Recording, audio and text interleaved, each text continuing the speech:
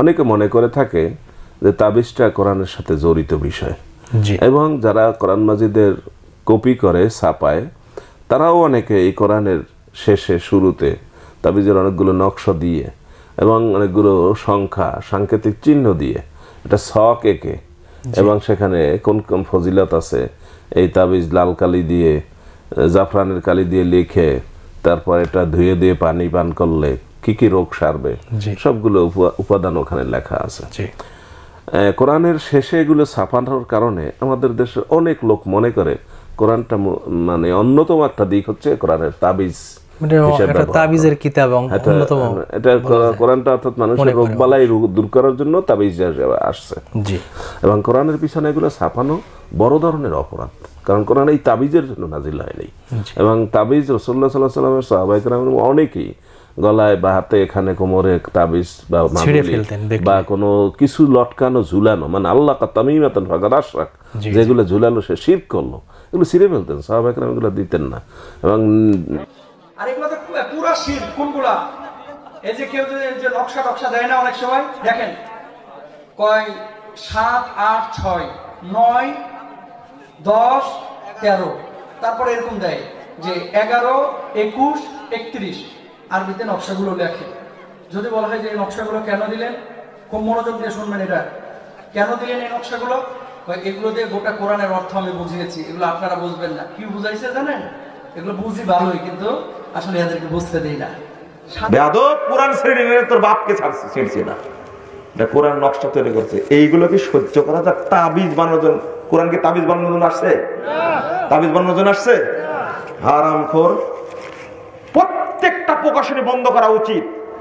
Islamic ফাউন্ডেশনের নেতৃত্বে আমি প্রধানমন্ত্রীকে বলবো, যারা কোরআনের উপরে গজব তৈরি করেছে, আপনার বাপ ইসলামিক ফাউন্ডেশন প্রতিষ্ঠা করে গেছে ভুয়া ইসলাম প্রচার করার জন্য না, এই সমস্ত ঠাকুরকে ধরে এই দুর্নীতিবাজকে ধরে আপনি শাস্তি দিন, কোরআনের উপরে যেন দুর্নীতি না হয়।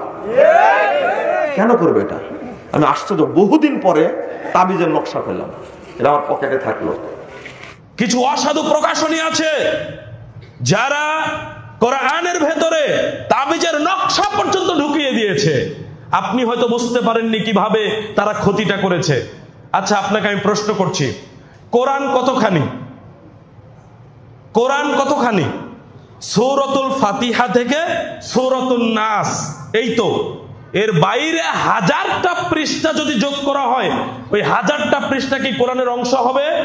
আমার কথার উত্তর দিতে হবে একটু। সূরাতুল ফাতিহা থেকে সূরাতুন নাস পর্যন্ত যতখানি অংশ ততখানি কোরআন, আর এর বাইরে যত পৃষ্ঠাই যোগ করি না কেন কোনোটাই কোরআনের অংশ নয়।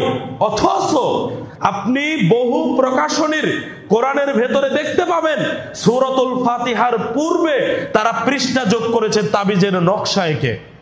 এই কাজটা কেন করলো? নকশাটা কোরআনের মধ্যে কেন ঢুকালো? কোরআনকে আমরা শ্রদ্ধা ভক্তি করি না? ইহুদি খ্রিস্টানদের লাইব্রেরিতেও যত বই পুস্তক থাকে, কোরআন থাকে তার সবার উপরে। তাহলে কোরআনকে তারাও মূল্যায়ন করে।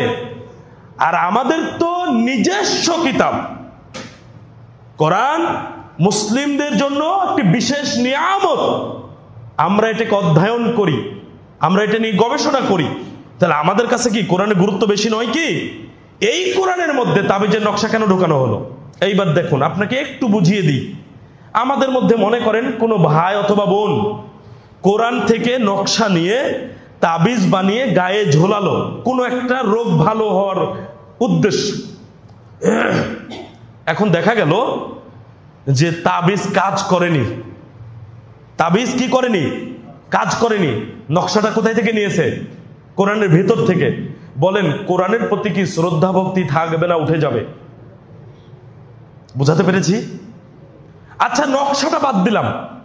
মনে করেন কেউ আয়াতুল কুরসি লিখে তাবিজের ভেতরে ভরে গায়ে লাগালো, কিন্তু যে উদ্দেশ্যে লাগিয়েছে সেই উদ্দেশ্য সফল হয়নি। বলেন, কোরআনের প্রতি কি শ্রদ্ধা ভক্তি থাকবে? থাকবে না। আপনাকে কোরআন থেকে দূরে সরিয়ে দিল। কোরআনে নকশা, এই যে কোরআনে বেদাতীদের কোরআনের তরজমাগুলিতে নকশা আছে না? সূরা বাকারার নকশা, সূরা ফাতিহার নকশা, সূরা মরিয়মের নকশা আছে না নেই? এই নকশা এগুলো ওই জাদুবিদ্যারই একটা অংশ, মন্ত্রতন্ত্র। এগুলি কোরআনের আমরা অক্ষরের সংখ্যা বের করেছি, এই অধিকার কে দিল? এগুলি ইহুদিদের থেকে এসছে, ইহুদিদের কাছ থেকে শিখেছে এই ইরানি পার্সিয়ানরা।